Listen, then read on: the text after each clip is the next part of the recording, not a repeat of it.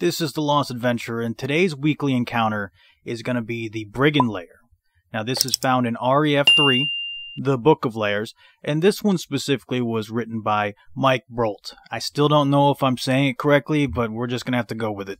Now, this thing, there's 130 brigands involved in this thing. Brigands are like bandits, for those of us that don't know.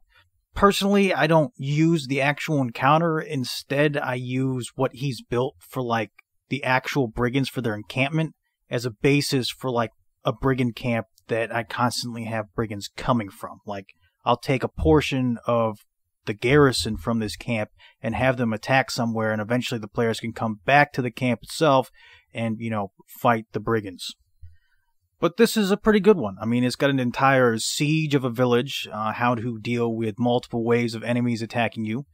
It includes zombies, which is always good. Killing zombies is always fun. No one ever has a problem killing zombies.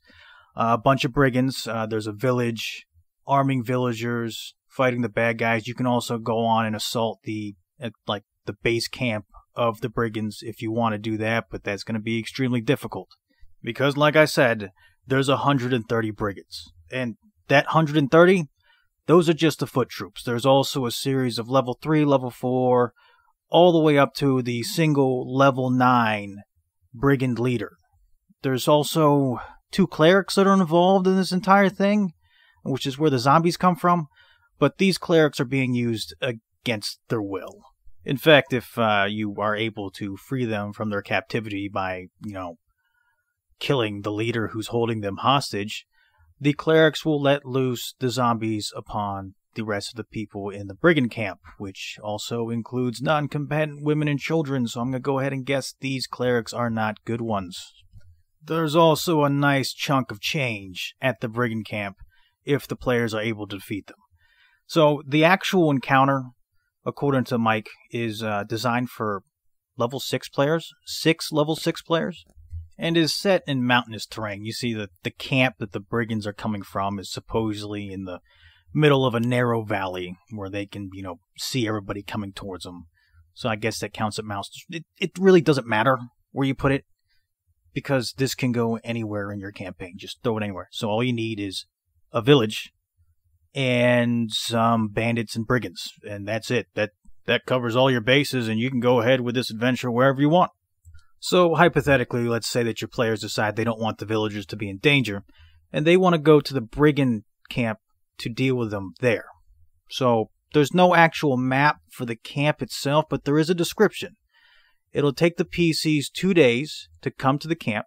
It's located at the end of a narrow valley and low mountains, and there is a 500-foot-long, 20-foot-high circular wooden wall around the entire encampment. It consists of about 10 large huts surrounding an even larger central hut, and at the end of the camp is a corral that contains about 200 horses. The inhabitants of the camp are humans of all ages and both sexes. The PCs see many children playing within the camp walls, as well as a large number of women. There are approximately around 400 people in this camp, split equally between men, women, and children. And you can mess with that a little bit if you want to. Alert guards with crossbows and swords stand on a walkway along the inside of the wall at about 20-foot intervals. And at night, the guards are also equipped with torches mounted against parabolic mirrors to light the ground for 300 feet around the camp. Security is pretty big. I mean, these guys pretty much control whatever hexes are around it. I mean, this is a lot of guys. I don't see how a lord or a noble wouldn't give you a quest to deal with this rather than... We'll get to the actual quest part later. The brigands, their like setup is there's 130 level 2 brigands that have AC 5. There's 6 level 3 brigands that have AC 4. There's 4 level 4 brigands of AC 3. 3 level 5 brigands of AC 2. 2 level 6 brigands with AC 2. The brigand lieutenant, who has AC 1 and is a 7th level fighter. And the brigand leader himself, who has an AC of -1, who's level 9. Now, the brigand leader and the brigand lieutenant both have magical equipment. The lieutenant only has a +1 shield, but the leader himself has plate mail +2 and a shield +1. The two clerics mentioned before, they're both 5th level clerics, and there's really nothing else. I mean, they have an AC of 2, but since they're being captive, I'm going to go ahead and guess they probably don't have any weapons on them. So that's the garrison of the camp. If the players attack the camp after they defeat the waves that attack the village, there'll only be 30 of these 2nd level brigands there, because those 30 actually stay at the camp when everybody else goes out raiding. Well, those 30 plus whatever survived the waves that you just killed at the village. Let's go back to the village.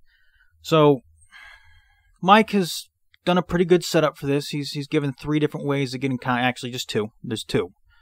The PCs can hear a rumor in a town that a group of villagers are desperate to hire adventurers. The villagers await interested parties in the central square of town. Or, the PCs are approached by several villagers who need help to defend their village from brigands. They can offer no reward, but the honor of defending the helpless.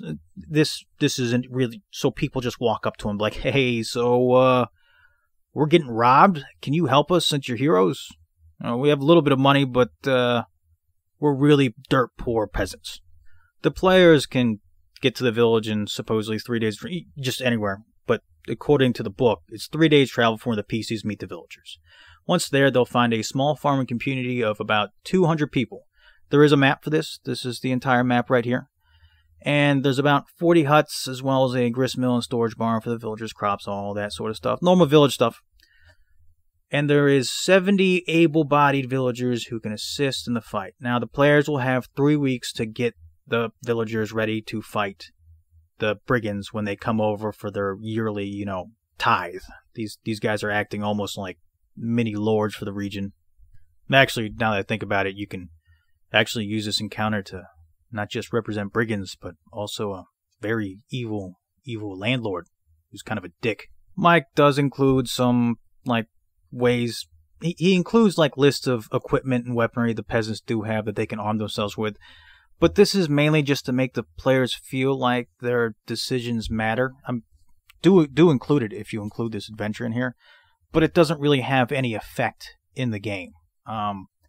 If you run the encounter how it is in the book, it's kind of set. The equipment of the peasants doesn't really matter. And neither does how much training you have to give them. This is just a way to get the players involved and have them have encounters with the villagers, to build that personal contact with them. Now, if you're the DM running this, have a post-it note with the numbers of villagers that are the defenders, because you're going to need to pay attention to how many are lost and how many are wounded and stuff like that. So there is 4 waves of attacks that happen. And Mike includes where they come from and how many people are in each one of these waves. It says that you can use the battle system rules to play this adventure, but it's not necessary. Just ignore it. Just go with what he's got inside this book here. Each of the waves happen 10 minutes after the last wave failed. During this 10 minutes, the players are supposed to, assess the weak points of defense and reassign villagers and PCs to the most likely attack points. Don't worry about that stuff. You can get to it in game. It's not that big of a deal. So, like I said, there's 4 waves. The first wave consists of the entire brigand force, which the raiding force, because he leaves 30 back at the camp, remember. There is 100 2nd level brigands, 6 3rd levels, 4 4th levels, 3 5th levels, 2 6th levels, 1 7th level, and the 9th level leader. These guys attack down the forest road, riding horses in 2 columns. The peasants charge out at them with the spears unless the PCs give them different orders. Several stay back and fire the longbows of the brigands, and the brigands farther back fire their shortbows at the peasants. 4 3rd level brigands will charge any PCs that are present at this battle. The brigands above 4th level hang back and assess the unexpected resistance of the villagers and identify the PCs as the leaders. The brigands will withdraw, with the brigand bowmen providing covering fire. After 5 rounds, 4 brigands are dead, plus any of the brigands that the PCs killed. So, looking at this, instead of having all 100 of the you're not really going to put 100 models on the table here. You're going to maybe put out 20 or 30 if you got that many. You actually really don't need that many at all, But you need to have a portion of them stay back to shoot with their short bows at anybody who decides to try and follow the retreating force. So let's say there's 30 of the second levels that stay back in case the players decide they want to get a little bit feisty and try and chase them into the woods. Now, after this happens, the players will find out that 3 of the peasants are also dead. 10 minutes after the first wave has been repulsed, the second wave begins. This attack consists of 3 simultaneous attacks around the village instead of just the one down the main road. So you have one attack that comes down the road just like before.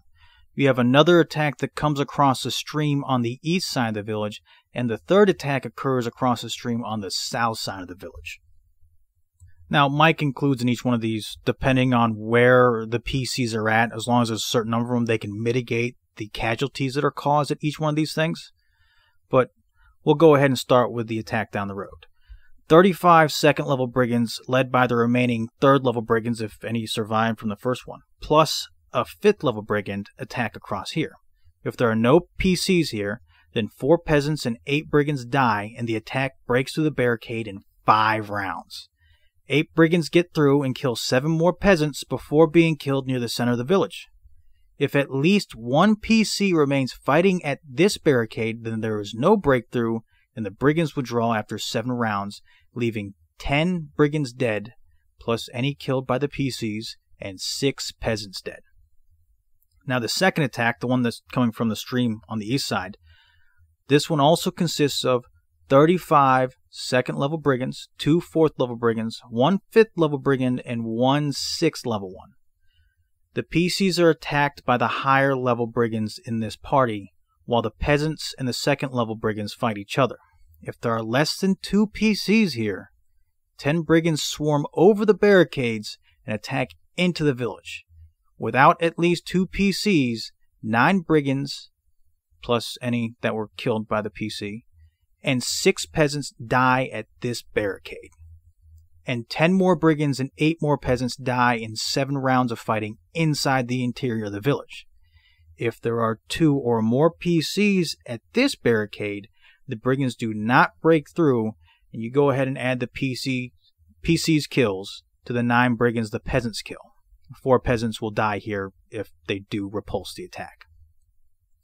PCs in the center of the village cut the peasants' losses in half if the brigands break through into the center. So any brigands that get through in any one of these like barricades, the damages that they say occur on the inside, if there is PCs in the center of the village, just reduce it in half.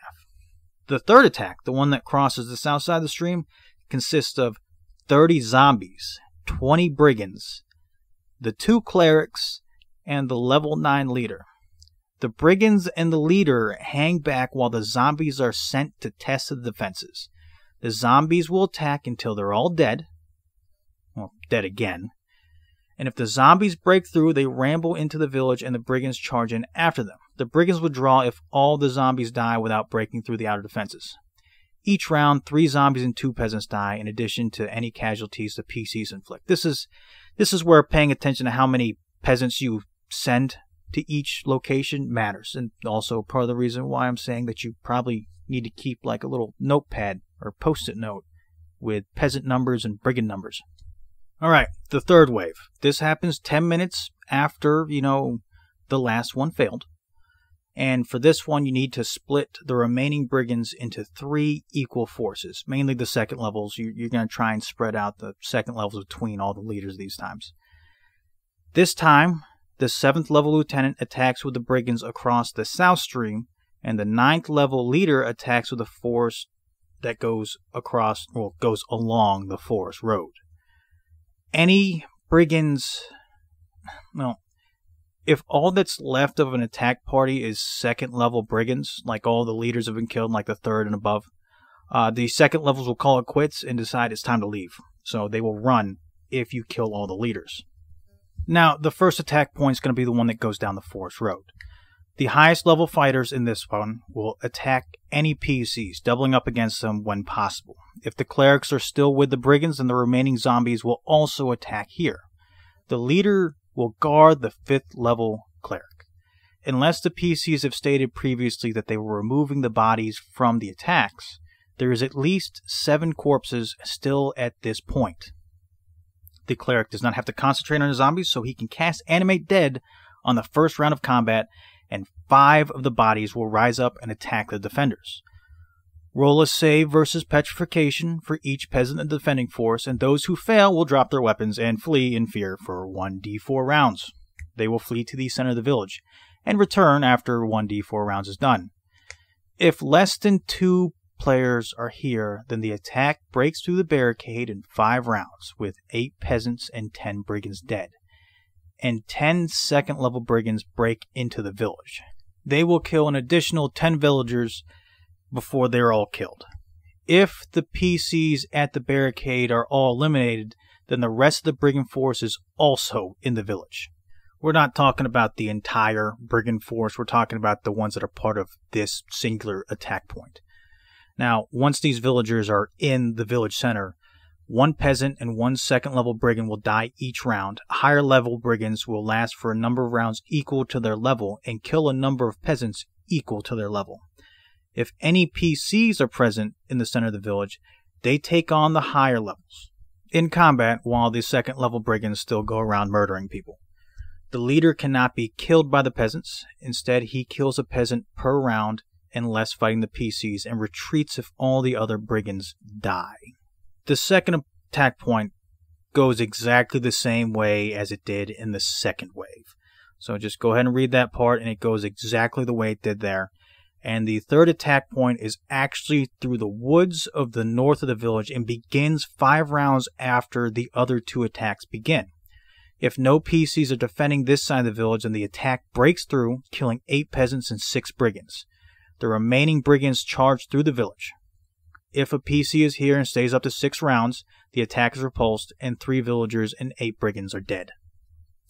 Pretty much at this point, there should be a whole lot of dead people everywhere.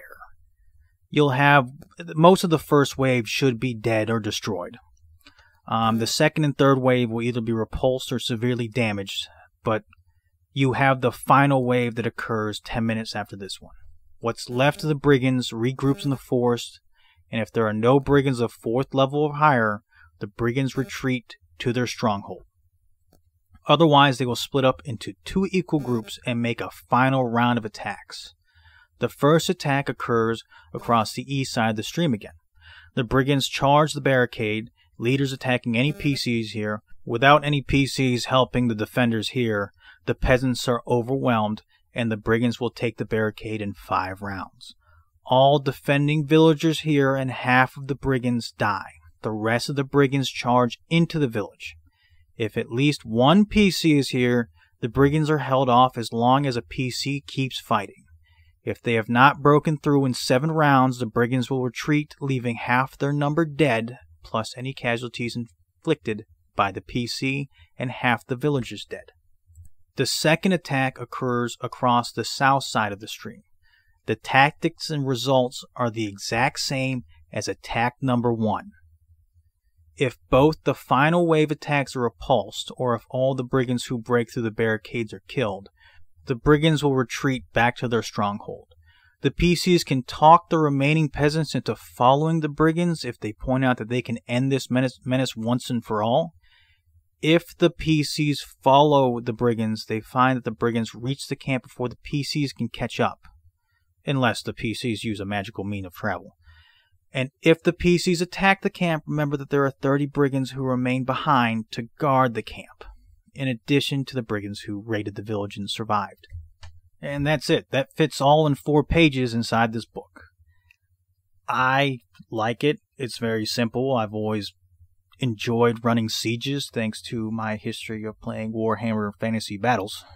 Thank you, Games Workshop, for also taking half my money. And this little encounter doesn't really require mass battles. It could be applied here, but Mark's done a pretty good job of making it so it's not necessary for a mass combat system. And while there are a ton of battles going on everywhere, he's made it so it feels like the players are involved, and it actually is important for their, interaction in this battle. It all applies.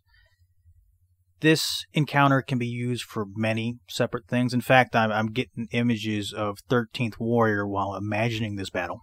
This is pretty much just a village under siege with also the included, description of the garrison of the bad guys. For an adventure rating, which really doesn't imply, we'll call it an encounter rating, we're going to go ahead and give this a 4 out of 5. Actually, I'll give this a 5 out of 5. I like it. I like it a whole lot. For value, the book gets a 4 out of 5. You might as well just get the PDF. It's got tons of stuff in it. You got to check it out. And then for deadliness, we'll go ahead and give this one a 4 out of 5 also. There's a whole lot of bad here. I would even say this could be like the ending point for a small campaign. You got these brigands or bad guys that are like causing all this horrible stuff in a region, and you as the players, you finally crawl up from level 1 all the way up to level 6. Eventually are able to take on the brigands in one final stand. We like it. So we hope that somebody out here finds this stuff useful, and we will see you guys next time.